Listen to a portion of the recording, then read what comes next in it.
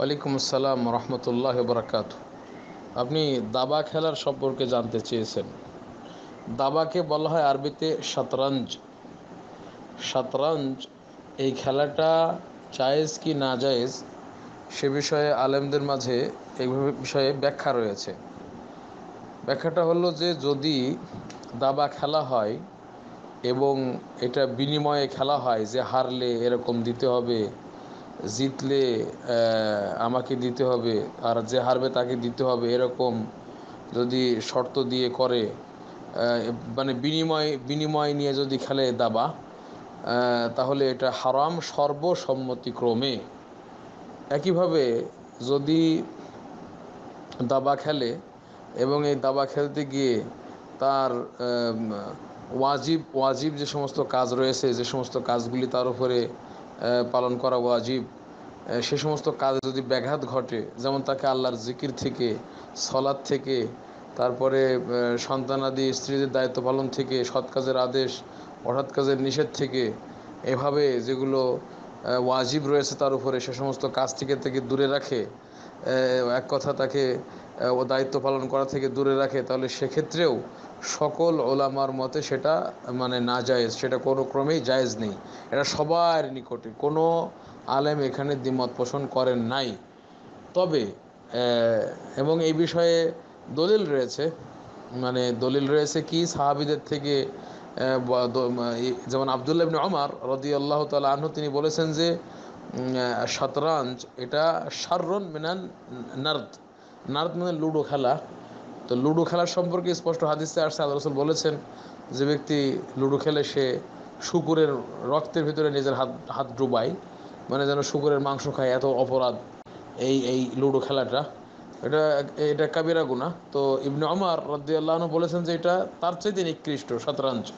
তাহলে সাহাবীর বক্তব্য থেকে পাওয়া যাচ্ছে যেটা শতরঞ্জ এটা অত্যন্ত জঘন্য একটি কাজ, এবং এটা এটা খেলা ঠিক না।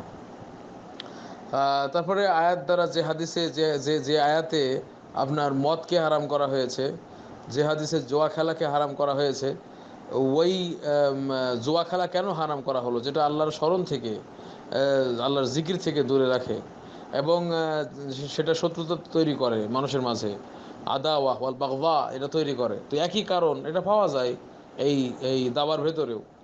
তো এই জন্য এই আয়াত দ্বারাও দলিল পেশ করেছেন যে ওলামাগণ, যেটা জায়েজ নেই। এটা কোন সময়? যখন সলাৎ থেকে দূরে রাখবে বা ওয়াজিবাত থেকে দূরে রাখবে, অথবা সেখানে বিনিময় নিয়ে খেলা হবে, অথবা এটা খেলতে গেলে শত্রুতা তৈরি হয়, এবং এটা খেলতে গেলে পরস্পরের ভিতরে বিদ্বেষ তৈরি হয়, অথবা মিথ্যার বা আশ্রয় প্রতারণার আশ্রয় নেওয়া হয়। এই সর্ব অবস্থায় এটা হারাম, এখানে কোনো আলেম দ্বিমত পোষণ করেননি। তবে যদি এমন হয় যে বিনিময় নিয়ে খেলা হচ্ছে না, বা যেগুলো দায়িত্ব আছে সেগুলো থেকে দূরে থাকছে না, বা সেখানে বিদ্বেষ তৈরি হচ্ছে না, বা সেখানে কোনো হারামের বিষয় জড়িত থাকতেছে না, তাহলে সেটা খেলা যাবে কিনা সে বিষয়ে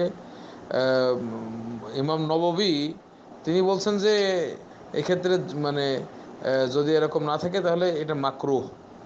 এটা মাকরুহ, মানে এটা মাকরুহ। এবং শাফি বলেছে, শাফি একবারে সরাসরি মানে যেটাকে বলা হয় মুবাহ সেটা বলে নাই, বলছে যে জায়েজ মাল কারাহা, মানে অপছন্দনীয়।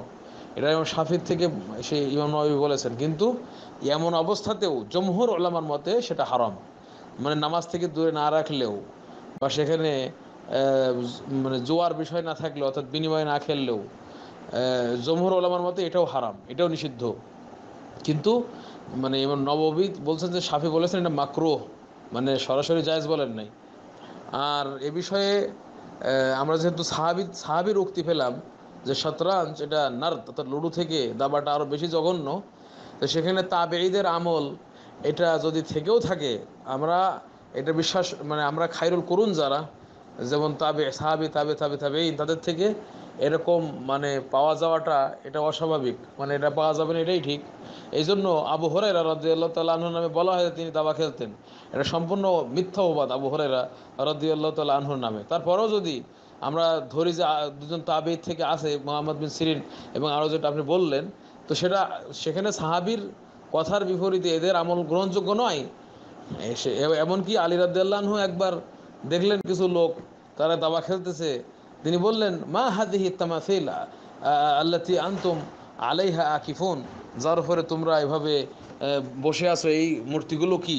এভাবে বলেছেন আলী রাদিয়াল্লাহু আনহু। এজন্য এগুলো, এই দাবা সেটা কোনোভাবেই খেলা এটা বৈধ নয়, এটা হারাম। এটা হচ্ছে বিধান। আল্লাহ তাআলা আলাম।